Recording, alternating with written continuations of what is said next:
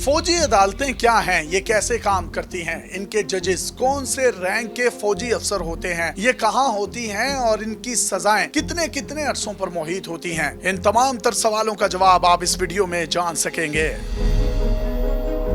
फौजी अदालतें दुनिया के कई मुल्कों में हैं और पाकिस्तान में भी काम कर रही हैं। इन अदालतों में आर्मी एक्ट 1952 के तहत ट्रायल किया जाता है। पहले यहाँ सिर्फ फौजी एहलकारों और अफसरान का ट्रायल होता था। इसके अलावा वो सहाफी जिनको जंग के दौरान हसास इलाकों का विजिट करवाया जाता है और अगर बाद में वो उन मालूमात को शाया कर दें जिससे मुल्क को नुकसान हो सकता है, तो इन सहाफियों को भी इन फौजी अदालतों का सामना करना पड़ता है।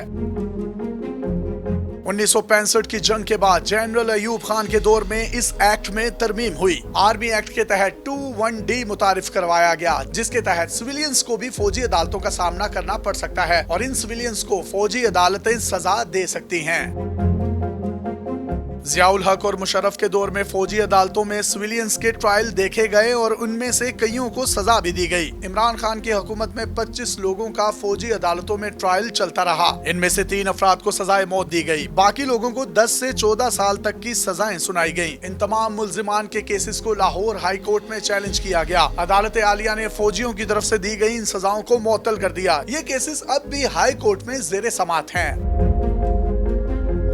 अब आते हैं फौजी अदालतों के बनने की तरफ कि ये बनाई कैसे जाती हैं और इसमें कितनी किस्में होती हैं और इसमें मुल्जिमान का ट्रायल कैसे किया जाता है।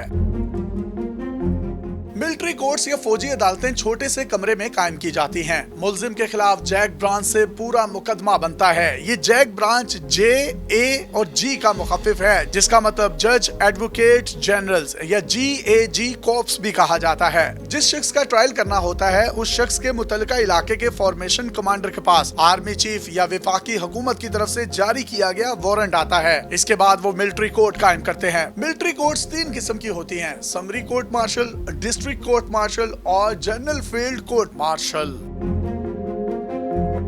समरी कोर्ट मार्शल का हेड लेफ्टिनेंट कर्नल या मेजर हो सकता है। ये यूनिट के अंदर होती है। हवालदार तक के लोग जुर्म करें तो उनका फॉर्मेशन कमांडर ट्रायल कर सकता है। इस अदालत में मुल्जिम को 1 साल तक की सजा सुनाई जा सकती है। इसके साथ साथ मुल्जिम को सर्विस से बर्तरफ भी किया जा सकता है।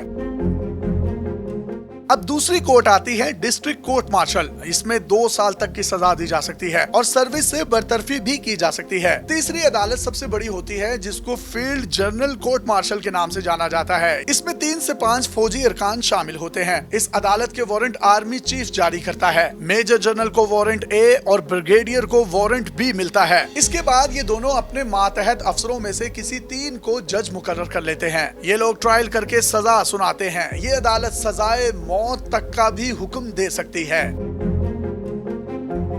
आर्मी एक्ट के तहत किसी भी मुल्जिम को अगर गिरफ्तार करना हो तो गिरफ्तारी के 8 दिन के अंदर अंदर ट्रायल मुकम्मल करना होता है। अगर मुकर्ररा वक्त में ट्रायल मुकम्मल नहीं होता तो तहरीरी तौर पर उसकी वजूहात से आगाह करना पड़ता है। 4 बार ट्रायल में ताखीर की जा सकती है। 32 दिन में भी अगर ट्रायल मुकम्मल ना हो तो केस को फौरी तौर पर जज एडवोकेट जनरल को रेफर किया जाता है। अगर वो समझे कि शवाहिद मौजूद नहीं है तो मुल्जिम को जमानत पर रिहा कर दिया जाता है। आर्मी एक्ट में 32 दिन से ज्यादा किसी को भी रखने की कानूनी तौर पर इजाजत नहीं है।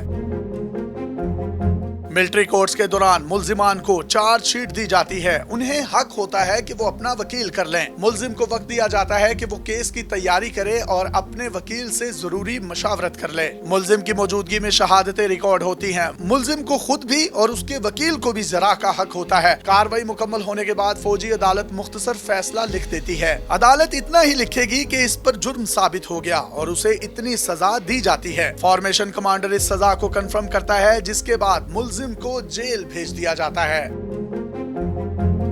अब मुल्जिम को जेल के अंदर 40 दिन का टाइम दिया जाता है कि वो इस फैसले के खिलाफ कोई भी अपील कर सकता है। वो आर्मी कोर्ट ऑफ अपील में दरखास्त दायर कर सकता है। कोर्ट ऑफ अपील का सरबराह मेजर जनरल या लेफ्टिनेंट जनरल होता है। अगर कोर्ट ऑफ अपील के फैसले से भी कोई मुल्जिम मुतमईन नहीं तो वो हाई कोर्ट से रुजू कर सकता है। उसके बाद मामला सुप्रीम कोर्ट तक भी ले जाया जा सकता है। अब आते हैं इस बात की तरफ कि फौजी अदालतों पर एतराजात क्यों उठाए जा रहे हैं। एक एतराज तो ये उठाया जाता है कि मिलिट्री कोर्ट में जज का फरीजा निभाने वाले लोग लॉ ऑफिसर नहीं होते, वो फौजी ही होते हैं, यानी उनका माइंडसेट जुडिशियल नहीं होता। आमतौर पर समझा जाता है कि जिसका मुकदमा फौजी अदालत में चला गया उसको सजा होनी ही होनी है। फौजी अदालतों पर ये एतराज भी किया जाता है कि ये कमांडर ओरिएंटेड होती हैं। फौजी अदालत के जज देखते हैं कि उनका कमांडर क्या चाहता है, वो उसी के मुताबिक फैसला लिख देते हैं। मिलिट्री कोर्ट पर इसलिए भी एतराज किया जाता है कि आम लोगों को केस की कार्रवाई में शामिल होने की इजाजत नहीं होती। आमतौर पर सिविलियंस अदालतों में कोई आम शख्स भी आकर अदालत की कार्रवाई को सुन और देख सकता है, जबकि फौजी अदालत में ऐसा नहीं होता। बाज़ औक़ात तो घर वालों तक को भी मिलने की इजाजत नहीं होती। पाकिस्तान में फौजी अदालतों में ट्रायल का सामना करने वाले सानहा 9 मई के जिम्मेदारान का मुस्तकबिल क्या होगा, कितने लोगों को सजा मिलेगी और कितने लोग बेगुनाह करार पाएंगे, मुल्जिमान को कितनी सजाएं मिलेंगी, किस शख्स को कितनी देर जेल रखा जाएगा, किसको फांसी दी जाएगी, इसका फैसला तो आने वाला वक्त ही करेगा। लेकिन यहाँ ये बात काबिल गौर है कि फौजी अदालतों के फैसलों के खिलाफ सिविलियन कोर्ट्स में जाया जा सकता है और वहाँ अपील भी की जा सकती है। अपने मेजबान यासिर शामी को पाकिस्तान के सबसे बड़े digital media network daily Pakistan से इजाजत दीजिए और देखते रहिए डेली पाकिस्तान। अल्लाह हाफ़िज़।